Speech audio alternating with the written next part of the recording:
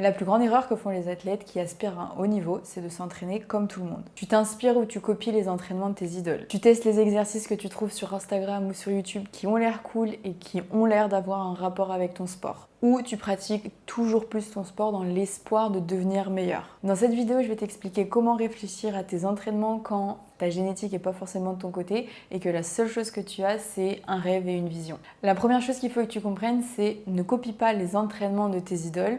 Tu peux observer les meilleurs athlètes dans ton sport, observe leur physique, observe leur qualité physique et calibre ton entraînement pour développer ces qualités. Quand tu arrives au plus haut niveau de n'importe quel sport, les athlètes que tu vois, tes idoles par exemple, elles ont une certaine génétique et elles ont certaines prédispositions. Pour quelqu'un qui n'est pas aussi avantagé, il va falloir passer du temps à développer les qualités physiques qu'il va falloir au meilleur niveau dans ton sport. Et ces athlètes au plus haut niveau, je dis pas que c'est tout le monde, mais il y en a une grande partie où ils n'ont pas dû passer autant de temps à développer tout ça parce qu'ils avaient justement ces certaines prédispositions. Ta génétique, c'est un point de départ. Et le meilleur exemple pour ça, c'est Jonathan Edwards. Des experts de son pays lui ont dit droit dans les yeux qu'il n'avait pas la génétique pour faire du triple saut. Donc ils lui ont dit va te trouver un autre sport parce que dans celui-ci, tu n'auras jamais de médaille olympique. Et tu sais quoi, en 1995, il a battu le record du monde au triple saut.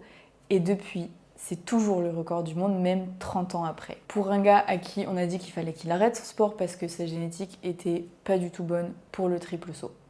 Mais tu vois ce qu'il a fait, Jonathan. Au lieu de se concentrer sur ce que faisaient les autres athlètes au plus haut niveau en triple saut, il s'est concentré sur les qualités physiques qu'il devait développer pour son sport, malgré qu'il n'avait pas la génétique, et il y a passé du temps.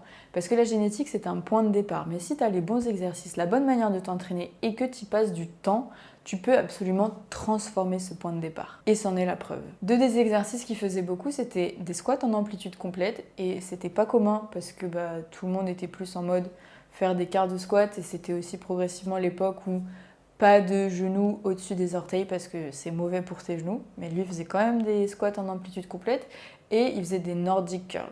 Ces deux exercices-là, ils sont géniaux pour renforcer les muscles, renforcer les tissus conjonctifs et te créer une fondation bien solide qui te permet aussi d'éviter les blessures.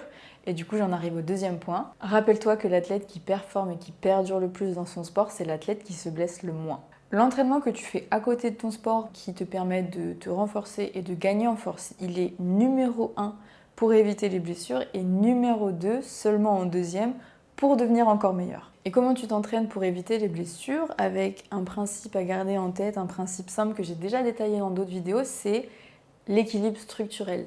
Avec les ratios de force qu'il y a, tu vas pouvoir te rendre compte de là où ça pêche, de tes faiblesses, pouvoir les renforcer, éviter les compensations et apprendre à bouger correctement. Et une fois que tu es à peu près structurellement équilibré, là tu vas pouvoir t'entraîner fort et devenir encore plus fort. Mais je vois trop d'athlètes vouloir skipper les bases, donc vouloir tout de suite passer à cette deuxième partie en mode devenir plus fort, en évitant complètement leurs faiblesses, en mettant des œillères parce qu'ils veulent juste devenir plus fort.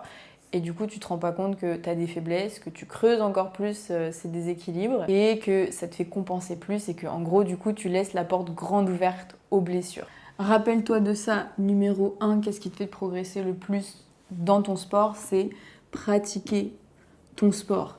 Qu'est-ce qui peut t'empêcher de pratiquer ton sport? C'est les blessures. Du coup, c'est en numéro 2 pour pouvoir continuer à pratiquer encore plus ton sport et en mettant encore plus d'intention sans être freiné ou bridé par des petites gênes, des petites douleurs et des petites blessures qui commencent à apparaître. Et seulement en troisième, là, tu veux devenir encore plus fort. Voilà pour cette vidéo. Si tu as un truc à te rappeler, c'est tes capacités. Tu veux qu'elles soient supérieures aux demandes de ton sport. Donc, tout l'entraînement que tu vas faire, c'est pour augmenter tout ça là.